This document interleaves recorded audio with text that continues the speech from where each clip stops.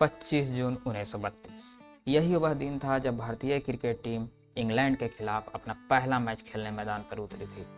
लगभग 90 साल के इस क्रिकेट इतिहास में भारत सुनील गावस्कर, सचिन तेंदुलकर, राहुल द्रविड़ से लेकर महेंद्र सिंह धोनी एवं विराट कोहली जैसे महान बल्लेबाज पूरे देश को दे चुका है। लेकिन भारत को अपने पहले महान तेज गेंदबाज को देखने के लिए 44 सालों का लंबा इंतजार करना पड़ा। सन 1978 में भारत के लिए यह इंतजार श्री कपिल देव के रूप में खत्म हुआ, जिन्होंने लगभग 12 सालों तक भारतीय टीम के तेज गेंदबाजी क्रम की बागडोर संभाली। लेकिन जब 1989 के बाद कपिल देव का करियर ढलान पे आने लगा था और भारत को एक युवा तेज गेंदबाज की ज़रूरत थी, तब भारत के क्रिकेट गलियारों में एक ऐसे बच्चे के बारे में चर्चा होने लगी थी जो कपिल देव की विरासत को संभालने के साथ साथ उसे आगे भी ले जाने की दावेदारी पेश कर रहा था। भारतीय चयनकर्ता क्रिकेट के बदलती रूपरेखा के अनुसार टीम बनाने के लिए विचार विमर्श कर रहे थे। उस समय कर्नाटक का यह लड़का भारतीय टीम का हिस्सा बनने के लिए बतौर गेंदबाज अपना मजबूत दावेदारी पेश कर रहा था।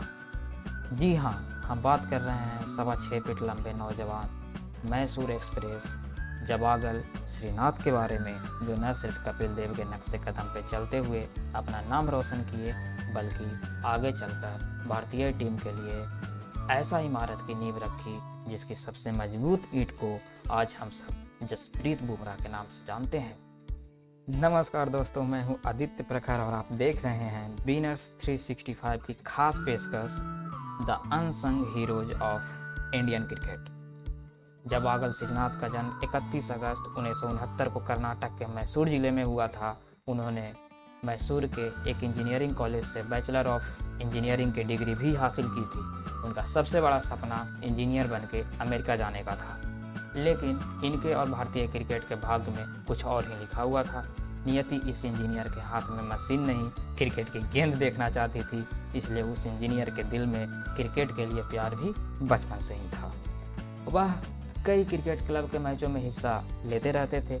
ऐसे ही एक मैच के दौरान पूर्व क्रिकेटर कुटम्पा विश्वनाथ की नज़र उन पर पड़ी, जो उस समय कर्नाटका स्टेट बोर्ड में मुख्य चयनकर्ता के पद पर कार्यरत थे।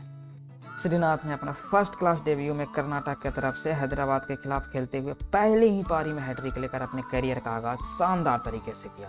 उन्होंने उस सीजन को 25 विकेट लेकर पूरा किए और इसी प्रदर्शन को जारी रखते हुए दूसरे सीजन में भी 20 विकेट लिए, जिसमें सर्वश्रेष्ठ प्रदर्शन 93 रन देकर 7 विकेट रहा। घरेलू प्रदर्शन को मद्देनजर रखते हुए उनका चयन पाकिस्तान के खिलाफ एक दिवसीय सीरीज के लिए किया गया और इस तरह से उन्होंने अपना पहला मैच पाकिस्तान के खिलाफ 18 अक्टूबर 1991 को शारजहां के मैदान में खेला।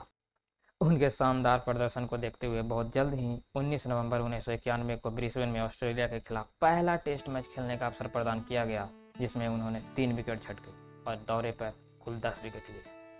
उन्हें करियर के शुरुआती 3 साल अपने घर पे किसी भी मैच में शामिल नहीं किया गया, जिसका सबसे बड़ा कारण था उस समय घरेलू पिचों को देखते हुए टीम में एक ही तेज गेंदबाज को शामिल किया जाता था और कपिल देव के होते हुए किसी अन्य तेज गेंदबाज के लिए मात्र एक सपने के जैसा ही था।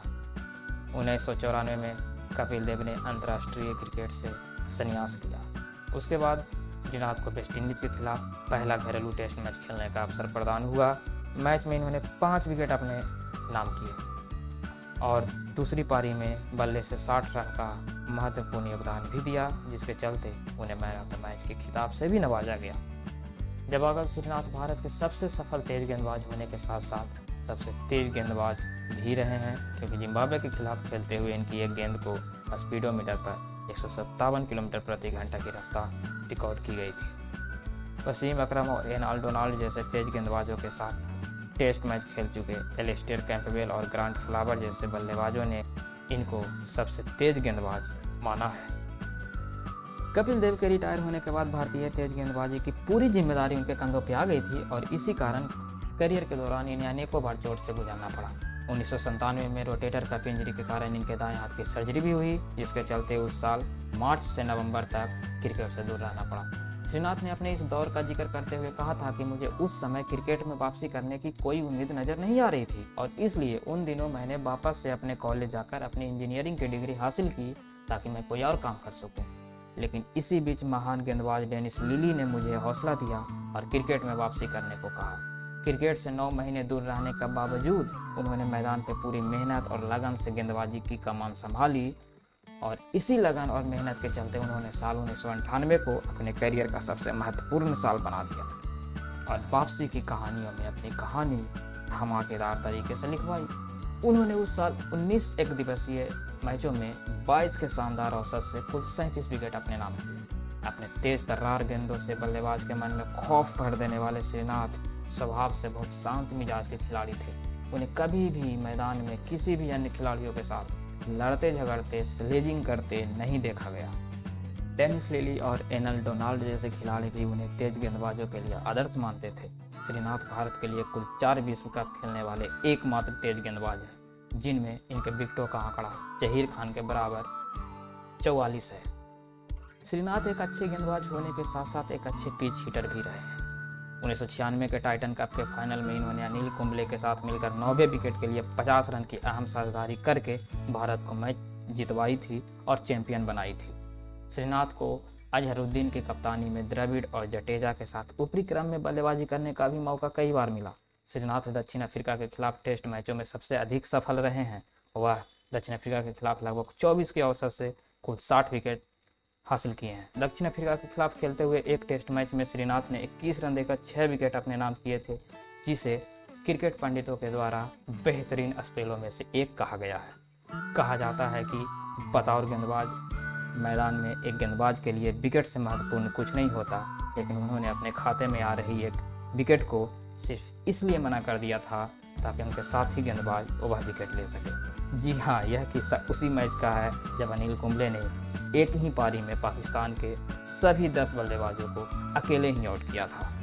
उस पारी में जब पाकिस्तान के 9 विकेट गिर चुके थे और स्ट्राइक बकार यूनिस के हाथों में थी, उन्होंने श्रीनाथ की एक गेंद को हवा में उछाल दिया और गेंद सीधे सदगोपन रमेश के हाथों में जा रही थी, लेकिन श्रीनाथ ने सदगोपन को कैच पकड़ने से मना कर दिया और इस तरह श्रीनाथ के कारण पारी के कुल 10 विकेट लेने का महान रिकॉर्ड अनिल कुंबले के नाम हुआ।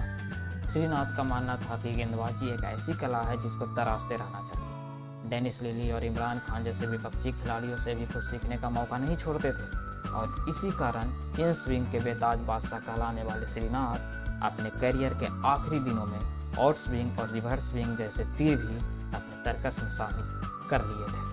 30 अक्टूबर 2002 को श्रीनाथ ने अपने करियर का अंतिम टेस्ट मैच वेस्टइंडीज के खिलाफ खेला, जिसमें उन्हें कोई भी सफलता हाथ नहीं लगी थी। उसी साल उन्होंने वनडे क्रिकेट से भी संन्यास लेने का मन बना लिया था, लेकिन सौरव गांगुली को 2003 के वर्ल्ड कप के लिए एक अनुभवी तेज गेंदबाज की आवश्यकता थी, इसलिए गांगुली के कहने पर श्रीनाथ यह वर्ल्ड कप खेलने के लिए तैयार हो गए।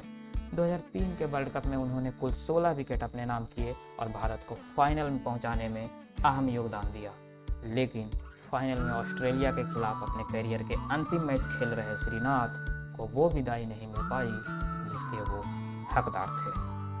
श्रीनाथ ने एक इंटरव्यू में अपने जल्दी संन्यास लेने के फैसले का समर्थन करते हुए कहा था कि उनका शरीर साथ नहीं दे रहा था और साथ ही दिल छूने वाली बात कही थी कि उनके टीम में रहते जहीर खान और आशीष नेहरा जैसे होनहार खिलाड़ी को एक साथ एक ही मैच में खेलने का मौका नहीं मिल पा रहा था। श्रीनाथ अपने करियर में कुल 67 टेस्ट मैच खेले, जिसमें उनके नाम 236 विकेट दर्ज हैं। एक मैच में सर्वश्रेष्ठ प्रदर्शन 132 रन देकर 13 विकेट है, जो कि इन्होंने पाकिस्तान के खिलाफ हासिल किया था। श्रीनाथ कपिल देव के बाद 200 विकेट लेने वाले दूसरे भारतीय गेंदबाज बने और बात करें इनके एक दिवसीय करियर की तो 229 मैच खेलकर 315 विकेट अपने खाते में दर्ज किए हैं। इन्होंने अपने फर्स्ट क्लास करियर में 500 से अधिक विकेट चटकाए हैं। जब आगल श्रीनाथ एक दिवसीय क्रिकेट में भारत की तरफ से सबसे ज़्यादा विकेट लेने वाले गेंदबाज हैं और आज के दौर में वनडे क्रिकेट के घटते हुए लोकप्रियता को देखते हुए यह कहना अनुचित नहीं होगा कि उनका यह रिकॉर्ड काफ़ी लंबे समय तक कायम रह सकता है।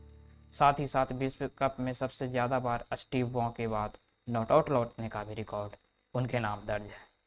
श्रीनाथ को 1999 में भारत सरकार द्वारा अर्जुन पुरस्कार से भी नवाजा गया था और रिटायरमेंट के बाद आईसीसी के मैच रेफरी के तौर पर क्रिकेट से जुड़े हुए हैं। इसके अलावा कर्नाटका क्रिकेट एसोसिएशन के सेक्रेटरी पद पर रहते हुए यंग टैलेंट को बढ़ाने का काम भी इन्होंने बखूबी निभाया। अगर बात करें इनके निजी जिंदगी की तो इन्होंने 2 शादियां की है। पहली शादी 1999 में ज्योत्सना के साथ हुई, जिनसे उनका तलाक हो गया, और दूसरी शादी 2008 में एक पत्रकार से की है, जिनका नाम माधवी है। एक इंजीनियर के लिए भारत का सबसे सफल तेज गेंदबाज बनने तक का सफर तय करने वाले इस शख्सियत के जीवनी को आपके सामने प्रकट करने का हमारा छोटा सा प्रयास अगर आपको अच्छा लगा तो कृपया इस वीडियो को लाइक कर दीजिए और कमेंट करके बताएं कि आगे और किन का स्टोरी सुनना चाहते हैं। हम उनके उत्तम स्वास्थ्य की कामना करते हुए इस वीडियो को